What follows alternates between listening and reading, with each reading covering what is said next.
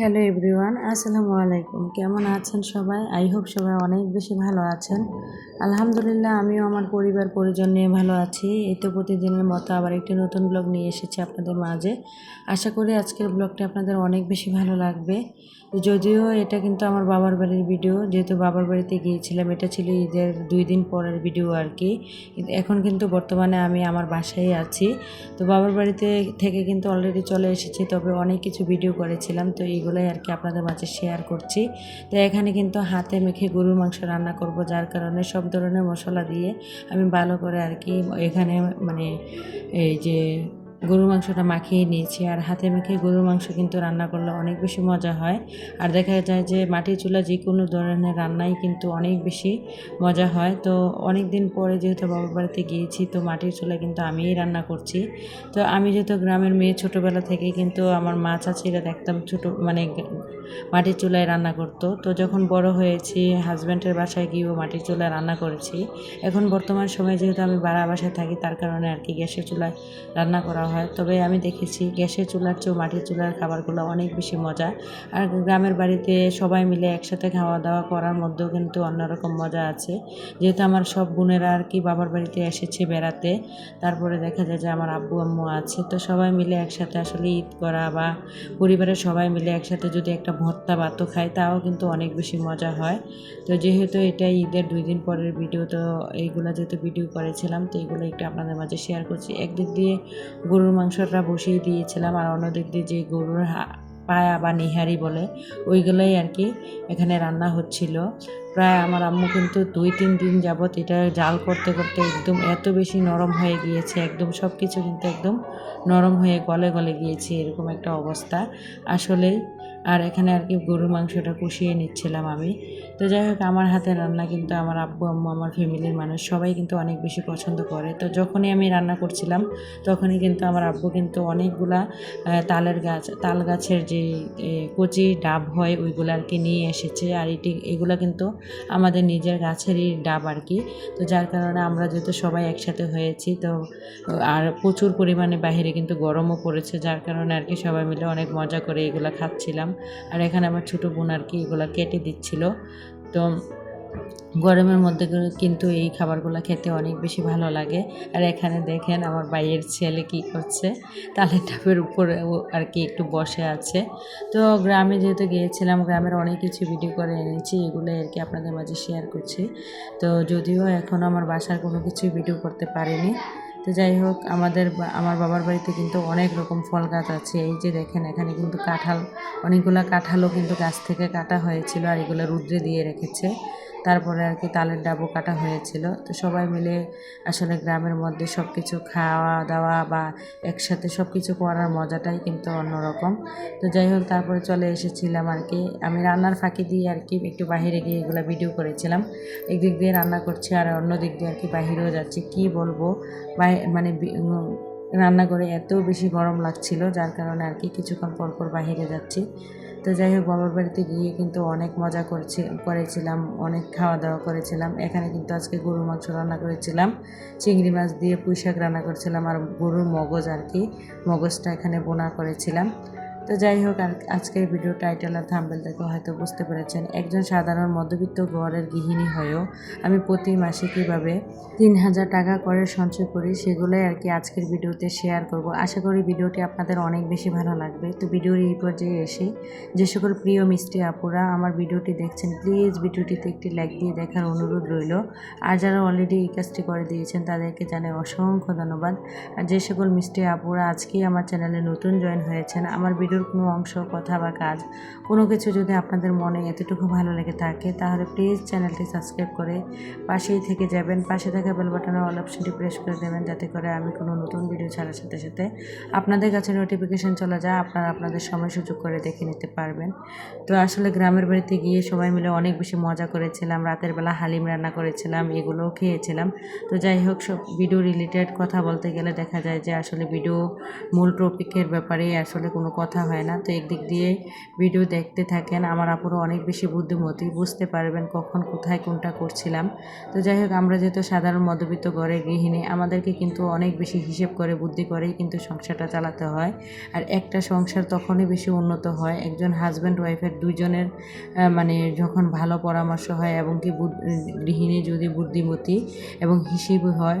আর যদি ধরেন আপনার হাজব্যান্ড যদি 50,000 টাকাও যদি আপনাকে ইনকাম করে এনে দেয়, আপনি যদি বেহিসেবিভাবে চলাফেরা করেন, তাহলে কিন্তু কখনোই আপনার সংসারে উন্নত করা সম্ভব না। তো আমার হাজব্যান্ডের ইনকাম কিন্তু আসলে আহামরি অনেক বেশি না, যতটুকুই ইনকাম করে অতটুকুর মধ্যেই কিন্তু আমি হিসেব করে বুদ্ধি করে আমি আমার সংসারটাকে চালিয়ে সবসময় চেষ্টা করি প্রতি মাসে কম হোক বেশ হোক একটু হলেও যেন টাকা পয়সা আর কি মানে এই যে সঞ্চয় করে রাখতে পারি। তো আমি একজন সাধারণ মধ্যবিত্ত ঘরের গৃহিণী হয়ে প্রতি মাসে কিভাবে 3,000 টাকা করে সঞ্চয় করি, এগুলোই আর কি এখন আপনাদের মাঝে শেয়ার করছি।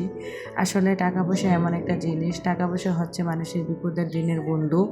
আর বিপদের সময় টাকা পয়সা অনেক বেশি কিন্তু মানুষের জীবনে অনেক বেশি অবদান রাখে। তাই আমাদের নিজেদের জীবনের কথা চিন্তা করে হলো, ছেলে মেয়েদের ভবিষ্যতের কথা চিন্তা করা হলো, বা বিপদ আপদের কথা চিন্তা করা হলো, কিন্তু টাকা পয়সা সঞ্চয় করে রাখা অনেক বেশি জরুরি। তা আমি কিভাবে 3,000 টাকা করে সঞ্চয় করি আপনাদেরকে বলছি। দেখেন, আমার অনেক আপুরাই কিন্তু জানেন আমি কিন্তু হাতের কাজ জানি, বা টেইলারি আর কি, টেইলারি যে টেইলারিংয়ের যে বিষয়টা, ওই প্রতিদিন কিন্তু আমি টেইলারিং কাপড় সেলাই করি। তো প্রতিদিন যদি আমি হিসেব আপনারাই দেখেন, প্রতিদিন যদি মাত্র 100 টাকাও ইনকাম করি, প্রতিদিন যদি মাসে মানে মাত্র 100 টাকা ইনকাম করি, 30 দিনে কিন্তু আমার 300 টাকা প্রায় 3,000 টাকা হয়।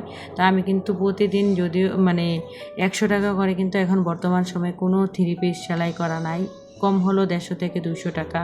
তো আমি যেহেতু প্রতিদিন দেখা যায় যে আসলে কাপড় সেলাই থাকে না, তাও কিন্তু একদিন পরে পরে বা 2 দিন পরে পরেও হলেও কিন্তু আমার কাপড় সেলাই হয়। সব মিলিয়ে আমি হিসেব করে দেখেছি যে আমার কিন্তু প্রতি মাসে 3 থেকে 3,500 টাকাও কিন্তু কোনো মাসে ইনকাম হয়। তো আমার যে সকল পুরনো ভিউয়ার্স আপুরা আছেন সবাই জানেন যে আমি কাপড় সেলাই করি বা টেইলারিংয়ের কাজ করি। তো এই কাজগুলো করে কিন্তু আমি আমার স্বামী, সংসার, ছেলে মেয়ে সব কিছু সামলিয়ে যখন আমি টেইলারিংটা করি, ওই টেইলারিংয়ের যে টাকাটা পাই, ওই টাকাটা কিন্তু আমি আমার সংসারে কখনোই কাজে লাগাই না। ওই টাকাটা আমি সবসময় চেষ্টা করি একটা মাটির ব্যাংকে জমা করে রাখতে। বা দেখা যায় যে যখনই দেখি যে অনেক টাকা জমা হয়, তখন কিন্তু আমার ব্যাংকে অ্যাকাউন্ট আছে, ওই অ্যাকাউন্টে আর কি জমা করি। তো যাই হোক, একটু ভিডিও রিলেটেড কথা বলি। তো আমি কিন্তু অলরেডি আমার বাবার বাড়ি থেকে বাসায় চলে এসেছিলাম। তো বাসায় আসার পর কিন্তু বাসায় এসে দেখি কোনো বাজারই ছিল না। তো আমি কিন্তু আজকে বাজার করেছি বাসার মধ্যে। তারপরে বাবার বাড়ি থেকে আসার সময় কিন্তু একটা গাছের পাকা কাঁঠাল নিয়ে এসেছিলাম, যদিও অর্ধেকটা কাঁঠাল মানে শেষ হয়ে গিয়েছে। তো এখন আর কি এখানে যে কাঁঠালটা ছিল, এখানে অনেকগুলা মানে গাছের পাকা কাঁঠাল। আর এই কাঁঠালটা খেতে এত বেশি মজা। অনেক কাঁঠাল দেখবেন অনেক বেশি নরম থাকে, তবে এইগুলা একটু শক্ত টাইপের। আর আমার কাছে কিন্তু নরম কাঁঠালের চেয়েও শক্ত কাঁঠাল খেতে অনেক বেশি ভালো লাগে। তো যাই হোক, ভিডিও রিলেটেড কথা বলি। আর আমার কিন্তু ব্যাংকে অবশ্যই একটা অ্যাকাউন্ট আছে। আসলে প্রতি মাসে যে 3,000 টাকা ইনকাম করি, আর এই 3,000 টাকা যে প্রতি মাসেই কিন্তু আমি গিয়ে ব্যাংকের অ্যাকাউন্টে রেখে আসি না। 2-3 মাস পরে পরে যখন টাকাগুলো মানে অনেক টাকায় রূপান্তরিত হয়, ধরেন 3 মাসে যদি আমি এই টাকাটা জমাই, প্রতি মাসে যদি 3,000 টাকা করে জমাই, 3 মাসে কিন্তু আমার 9,000 টাকাও হয়। তখন কিন্তু গিয়ে ওই টাকাগুলো গিয়ে আমি ব্যাংকে আর কি রেখে আসি। আমি মনে করি কি যে প্রতিটা মধ্যবিত্ত ঘরের গৃহিণী যদি সংসার খরচ থেকে বা সংসার থেকে টাকা জমাতে চান, তাহলে অবশ্যই আপনাকে একটা বাড়তি ইনকাম করতে হবে বা বাড়তি ইনকামের সোর্স বেছে নিতে হবে। ধরেন আপনি কেউ কেউ আছে টিউশনি করাতে পারেন, আবার কেউ কেউ আছে দেখা গিয়েছে টেলারিংয়ের কাপড় সেলাই করতে পারেন, কেউ আবার দেখা যায় যে কাঁথা সেলাই করতে পারেন, কেউ আবার দেখা যায় যে কেকের বিজনেস করতে পারেন। মানে বিভিন্ন উপায়ে কিন্তু এখন বর্তমান সময়ে বাংলাদেশের গৃহিণীরা অনেক বেশি মানে চতুর বা অনেক বেশি কর্মঠ। তারা সবাই চেষ্টা করে সংসারে থেকেও হাজব্যান্ডের পাশাপাশি 10 টাকা, 20 টাকা, 50 টাকা এভাবে করে ইনকাম করতে। তো আমিও কিন্তু কোনো ক্ষেত্রে ব্যতিক্রম না। আমি মনে করি একজন বুদ্ধিমতী গৃহিণী তো মানে তখনই কিন্তু তার সংসারটাকে উন্নত করতে পারে, যখন সে তার হাজব্যান্ডের ইনকামের পাশাপাশি নিজেও কিছু করে বা নিজেও কিছু কর্ম করে, বা দেখা যায় যে নিজেও কোনো ইনকাম করে। ধরেন আমি যে কাপড় সেলাই করি, তাছাড়াও কিন্তু কিন্তু আমি একটা সময় প্রচুর পরিমাণে অর্ডারি কাঁথা সেলাই করতাম। অর্ডারি কাঁথা সেলাই করেও কিন্তু প্রতি মাসে আমার কিন্তু আমি এখন বর্তমানে মাত্র 3,000 টাকা ইনকাম করি, কোনো মাসে 6,000 7,000 টাকাও ইনকাম করেছি। কারণ আমার প্রতি মাসে একটা করে অর্ডারি কাঁথা সেলাই আসতো। তো অনেক দূর দূরান্ত থেকেও কিন্তু আপুরা আমাকে কাঁথা অর্ডার করতো। তবে আজকে আপনাদের সাথে আমার সেলাই করা কাঁথা কিছু কাঁথার কিছু ডিজাইন দেখাবো। তো যদি কোনো আপুরা আর কি এরকম কাঁথা সেলাই নিতে চান তাহলে আমার সাথে যোগাযোগ করতে পারেন, কোনো সমস্যা নেই। আমি কিন্তু অনেক সুন্দর সুন্দর ডিজাইনের কাঁথা সেলাই করতে পারি। তো আগে যারা অর্ডার দিত তারা কিন্তু কাপড়ের টাকা থেকে শুরু করে সুতার টাকা সব কিছুই কিন্তু ওনারা আমাকে দিয়ে দিত। তো এই যে দেখেন, এগুলা কিন্তু আমার অনেক কাঁথা কিন্তু নিজের জন্য সেলাই করা আছে। একটু কাছ থেকে আপনাদেরকে দেখিয়ে দেই। আমার অনেক একটা সময় আমি কিন্তু সারা দিন রাত কিন্তু বেশিরভাগ সময় কিন্তু অনেক বেশি কাঁথা সেলাই করতাম। আর কাঁথার ডিজাইনগুলো কিন্তু অনেক বেশি সুন্দর, বিভিন্ন রকমের ডিজাইন আছে। যে যেভাবে নিতে চান অবশ্যই আমার সাথে আর কি নিতে যদি চান তাহলে অবশ্যই আর কি কমেন্টে বলবেন। আমি কিন্তু এরকম কাঁথার অর্ডার নিই। তো এইভাবে করেই কিন্তু আমি অনেক টাকা উপার্জন করেছি জীবনে। আসলে মানুষ যে বলে পরিশ্রম হচ্ছে সৌভাগ্যের চাবিকাঠি, কোনো অংশে কিন্তু কম না। দেখেন, আমি যে সেলাই কাজ করে বাসায় বসে কিন্তু টাকা ইনকাম করতাম, সেই টাকাগুলাই কিন্তু আমি একটু একটু করে তিল করে সঞ্চয় করে রাখতাম। আর সেই টাকাগুলা দেখতাম একটা সময় অনেক বেশি মোটা অঙ্কে পরিণত হতো। তো যাই হোক, ভিডিওটা এই পর্যন্তই। সবাই ভালো থাকবেন। খুদা হাফেজ।